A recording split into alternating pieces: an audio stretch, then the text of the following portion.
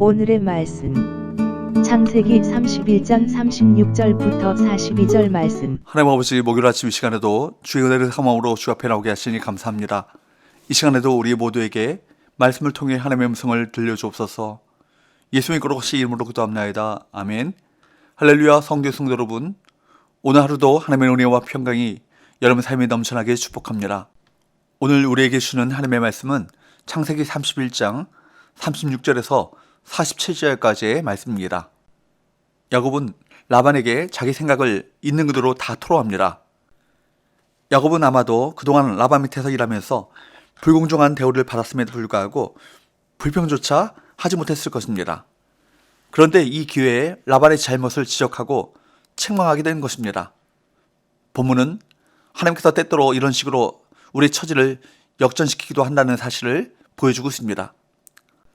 드라빔을 찾지 못한 라반에게 야곱은 화를 내며 자신의 허물과 죄가 무엇이냐고 항변합니다. 36절, 야곱이 노하여 라반을 책망할세. 야곱이 라반에게 대답하여 이르되 내 허물이 무엇이니이까? 무슨 죄가 있기에 외삼촌께서 내 뒤를 급히 추격하나이까? 물론 본문을 읽고 있는 우리들은 라헬이 드라빔을 훔치고 거짓말까지 했다는 사실을 알고 있지만 야곱은 그것을 알지 못하는 상황이었습니다. 그래서 라반이 데리고 온 사람들이 장막을 다 뒤졌는데도 불구하고 드라빔이 나오지 않으니까 당당하게 그 문제에 대해 라반을 비난하는 것입니다. 37절, 외삼촌께서 내 물건을 다 뒤져보셨으니 외삼촌의 집안 물건 중에서 무엇을 찾아내온다이까? 여기 내 형제와 외삼촌의 형제 앞에 그것을 두고 우리 둘 사이에 판단하게 하소서. 야곱은 라반을 따라 자신의 장막을 수색했던 사람들이 이 사태를 판단하길 바랬습니다. 그만큼 야곱은 억울했던 것입니다. 외삼촌이 물질에 대한 욕심으로 자신을 의심하여 벌인 추격에 대해 야곱은 분노와 서글픈 마음이 들었을 것입니다. 그래서 야곱은 정의로운 판단을 촉구합니다. 물론 야곱이 사실을 알았다면 이렇게까지 말할 수 없었을 것입니다. 야곱으로서는 그동안 참아왔던 분노를 터뜨릴 수 있는 계기가 되었을 것입니다. 사실 라반이 야곱을 해칠 수도 있는 상황이었습니다. 그러나 하나님께서 직접 개입하셔서 그 일을 막으셨기에 오히려 라반이 야곱에게 비난받는 처지가 되었습니다. 하나님은 야곱을 단련시켰을 뿐만 아니라 그와 함께 해주셨습니다. 우리는 일의 시시비비를 공의로우신 하나님께 맡겨야 합니다. 시편 72편 4절, 그가 가난한 백성의 억울함을 풀어주며 궁핍한 자의 자손을 구원하며 압박하는 자를 꺾으리로다. 하나님은 가난한 자의 억울함을 풀어주시며 궁핍한 자의 자손을 구원하며 압박하는 자를 꺾으시는 분이기 때문에 그분께 모든 것을 맡겨야 하는 것입니다. 그분을 의지해야 하는 것입니다. 하나님의 뜻 가운데서 고난당하고 있다면 하나님의 함께해 주심을 믿고 인내해야 합니다. 그러면 하나님께서 상황을 역전시켜 주실 것입니다. 야곱은 자신이 라반 밑에서 20년을 섬기면서 얼마나 성심성의껏 수고했는지를 지적합니다.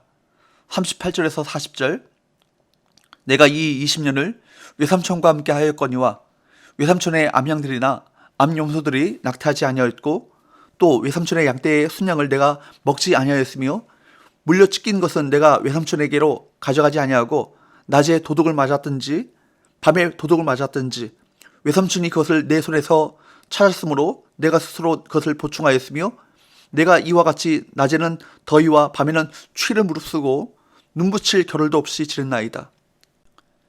야곱은 라반에게 손해를 끼치지 않기 위해 애썼습니다. 도난당한 가축을 찾아오고 맹수에게 찢기거나 이런 가축을 자신의 것으로 보충했습니다.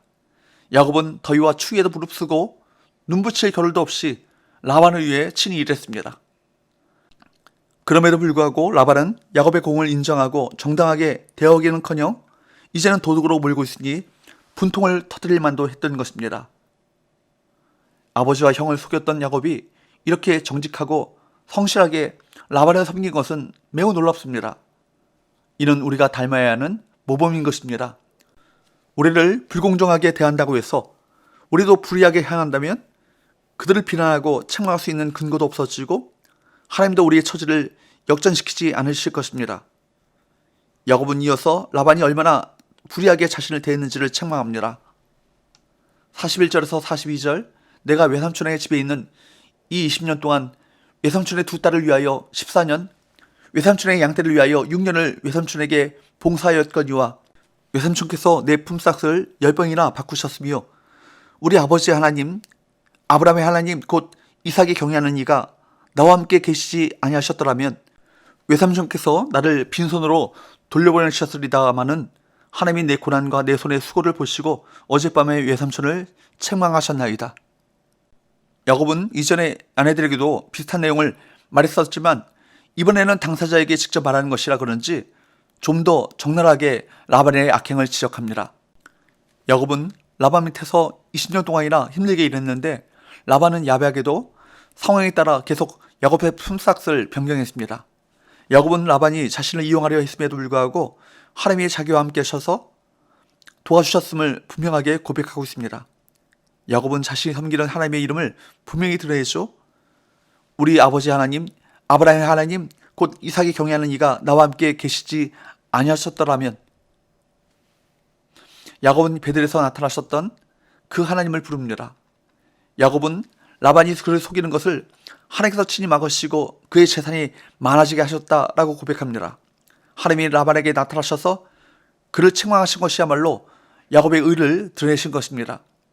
야곱의 말대로 하나님께서 함께 하시지 않았더라면 야곱은 20년 동안의 수고에도 빈손으로 귀향했을 것입니다.